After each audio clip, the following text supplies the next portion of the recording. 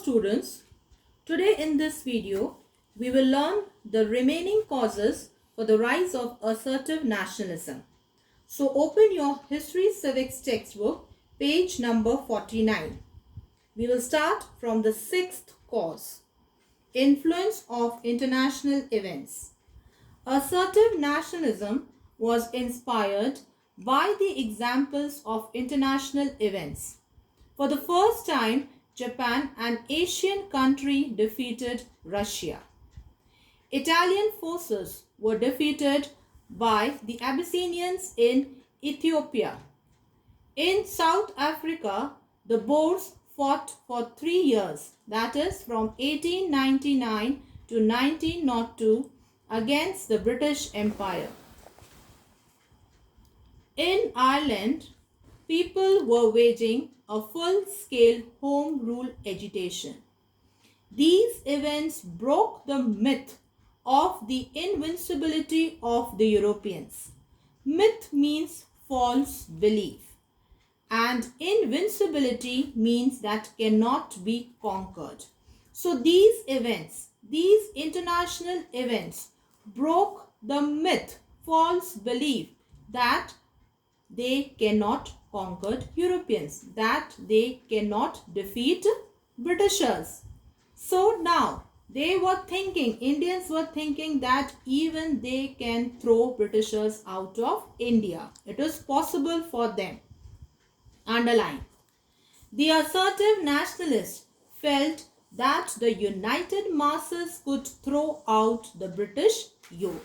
So they felt that if they will come together, all the Indians will be united, then definitely they could throw the Britishers out of India. Seventh, growth of education and unemployment. The number of educated Indians increased considerably by the close of the 19th century.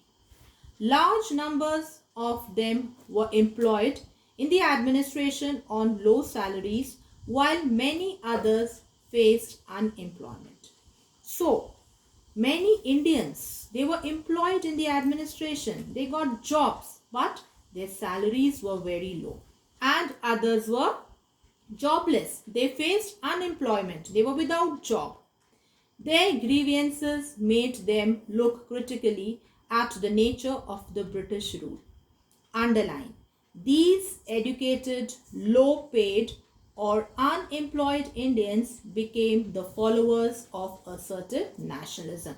So these educated but getting what? Low salaries and unemployed Indians, jobless Indians, they became the followers of assertive nationalism.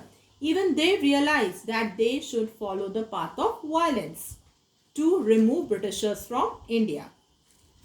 Eighth cause, ill treatment of Indians abroad. Indians had helped the British to develop their colonies in other parts of the world. But everywhere, especially in South Africa, Indians were subjected to racial discrimination. Underline. They were denied the right to vote and could not enter the hotels, clubs, buses or railway coaches reserved for the whites. The discriminatory treatment meted out to the Indians in British colonies was resented by the Indians and led to the rise of assertive nationalism. So this type of treatment, discriminatory treatment, meted out means given to the Indians living in British colonies, this was not liked by the Indians and this resulted in the rise of assertive nationalism. Ninth, existence of a nationalist school of thought. A school of nationalism had existed in the country from almost the beginning of the national movement.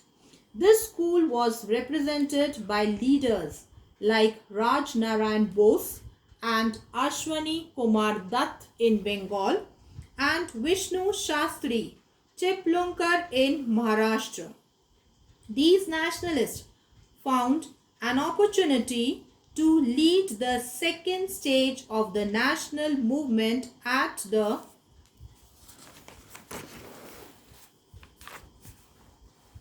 dawn of the 20th century. Dawn means beginning. So these nationalists, they found an opportunity, they got chance to lead the second stage of the national movement. Underline. The most outstanding assertive leaders were Lokmanya Tilak, Bipin Chandra Pal, Aurobindo Ghosh and Lala Lajpat Rai. These leaders considered no personal sacrifice too great for the good of their country. Very important line. So these leaders like Tilak, Bipin Chandra Pal, Aurobindo Ghosh, Lala Lajpat Rai, they considered no personal sacrifice too great, too big for the good of their country. So for them, their country was very important. They declared Swaraj or independence as the goal of the national movement and directed all their energy towards achieving the goal. So they declared Swaraj or independence as their goal. 10th. Repressive policies of Lord Curzon. Underline. Lord Curzon's 7-year rule in India was full of repressive measures. So for 7 years continuously he tortured Indians. Many repressive measures he followed. Very cruel policies he followed. He refused, underline everything, he refused to recognize India as a nation. He was not in favor of giving freedom to India because he believed that the English was destined to rule over India. Means according to him, the destiny of Indians of India was what? That they should be ruled, they should be controlled by the Britishers. Therefore, he took several repressive measures to crush Indian nationalism. These measures included, number 1, the Act of 1898, which made it an offence to provoke people against the British. Provoke means to try to make a person angry. Second, the Calcutta Corporation Act 1899, which reduced the strength of elected members from India, thereby giving the British a majority. Third, the Official Secrets Act. Fourth, the Indian Universities Act of 1904, which imposed strict official control over the Indian universities because Curzon considered them as the centers of nationalism. All these measures created resentment in India. So people were becoming aware of the true nature of Britishers. And the last cause, partition of Bengal. The greatest impetus of the assertive nationalist movement came from Lord Curzon's decision to partition Bengal in 1905. Impetus means force or energy. So the greatest force to the assertive nationalist movement came from where? From the partition of Bengal, which took place in 1905. The reason cited by him for this decision was administrative convenience. Now cited means given. So the reason given by Lord Curzon was administrative convenience. Underline. However, his actual intention was to divide the Hindu and the Muslim nationalists. But the real motive, the real aim, actual intention was to divide Hindus and Muslims.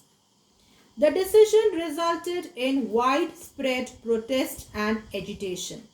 The people protested and launched the Swadeshi and boycott movements. All protests were put down with severe repressive methods. Curzon's disregard for public opinion gave ample evidence that the early nationalist policy of petitions, prayers and protest could not produce any result. So more assertive methods had to be adopted. Now I wind up for today. Thank you. Take care. God bless you all.